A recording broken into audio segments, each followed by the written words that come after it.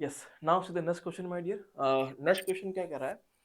When 600 ml of 0.2 molar HNO3 is mixed with 400 ml of 0.1 NaOH solution in a flask, the rise in temperature of the flask आपको बताना है. यहाँ पे दे रखा है enthalpy of neutralisation दे रखा है आपको 57 किलो जूल पर मोल. देखो जो एंथैल्पी ऑफ न्यूट्रलाइजेशन दे रखा है 57 किलो जूल पर मोल, एक्चुअली जो एंथैल्पी ऑफ न्यूट्रलाइजेशन होता है वो किस में होता है? किलो जूल पर ग्राम इक्विवेलेंट में होता है. जो इसकी बेसिक यूनिट है वो किस में होती है? एंथैल्पी ऑफ न्यूट्रलाइजेशन की किलो जूल पर ग्राम इक्विवेलेंट में होती है. लेकिन यहाँ पे जो स्ट्रॉन्ग एसिड और स्ट्रॉन्ग बेस है दोनों ही हम कह सकते हैं मोनो बेसिक एसिड है ना. इसका वैलेंसी फैक्टर एक ही है, इसलिए यहाँ पे भले किलो जूल पर मोल लिखो या किलो जूल पर ग्राम इक्विवेलेंट लिखो, बात एक ही है.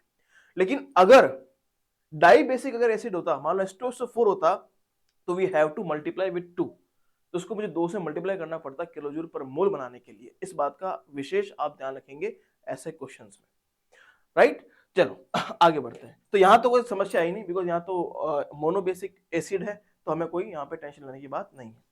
चलो तो पहले रिएक्शन लिख लेते हैं भाई. जैसे HNO3 है प्लस क्या है? NaOH है, तो क्या बनेगा? ये बन जाएगा HNO3. हाँ, ये स्ट्रॉन्ग एसिड है प्लस क्या हो गया बोलो? स्ट्रॉन्ग बेस हो गया. तो हम कह सकते हैं क्या? हाँ, NaNO3 प्लस क्या हो जाएगा आपके पास? H2 आ जाएगा.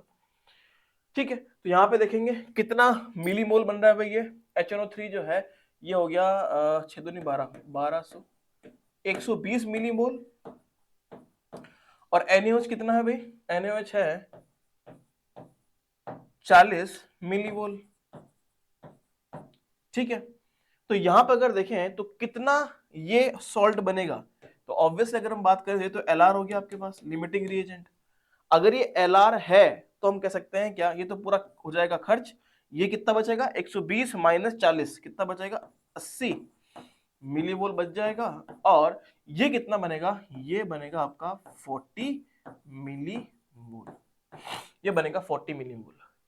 और यहां से ये बोला है कि जो एंथैल्पी ऑफ यूटिलाइजेशन कितना है? -57 किलो जूल पर मोल है. एक मोल के लिए कितना है? 57 किलो जूल पर. एक मोल के लिए 57 है, तो 40 के लिए कितना होगा?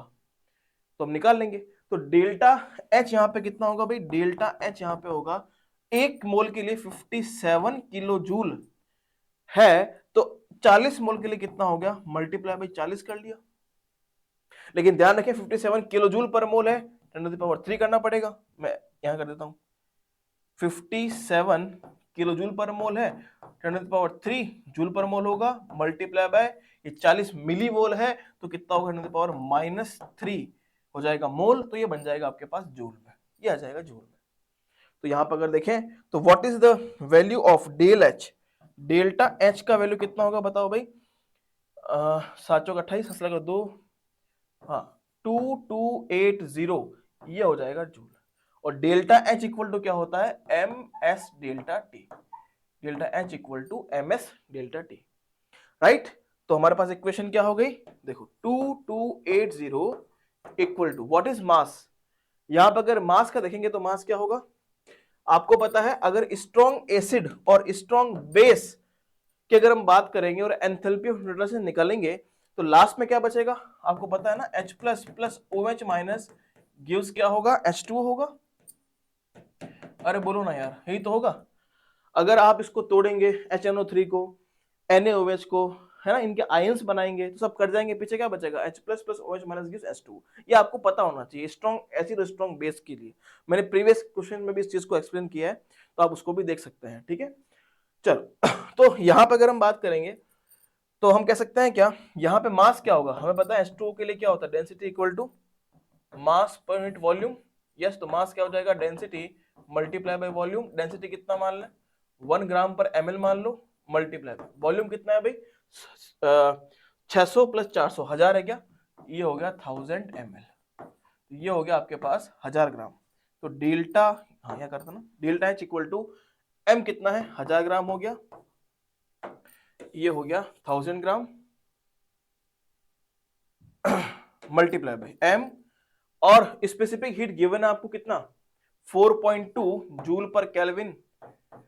पर gram multiply by delta T. तो क्या मैं यहाँ से डेल्टा टी का निकाल सकता हूँ वैल्यू, कितना आएगा 2280 अपॉन 1000 मल्टीप्लाई बाय 4.2, ये आएगा डेल एच का डेल टी का वैल्यू, यस और नो, ये आने वाला है। तो यहां से कितना आएगा 0.54 आने वाला है इसका आंसर 0.54। तो क्या मैं इसको ऐसे लिख सकता हूं क्या, 54 मल्टीप्लाई बाय 10 पावर -2 केल्विन। अब देखो डिफरेंस है टेम्परेचर में, तो चाहे केल्विन में लिखो डिग्री सेल्सियस में लिखो, बात तो एक ही है ना। डिफरेंस पूछता है तो भले डिग्री सेल्सियस में लिखो चाहे भले केल्विन में लिखो, बात क्या है बोलो, एक ही है। ठीक है, तो यहाँ पे क्या होगा, आंसर कितना हो गया, हमें पूछा है 10 पावर -2 में पूछा है, तो यहाँ पे कितना हो जाएगा 54 will be your answer, 54 will be your answer. ठीक है, इस तरीके से क्वेश्चन हम करते हैं।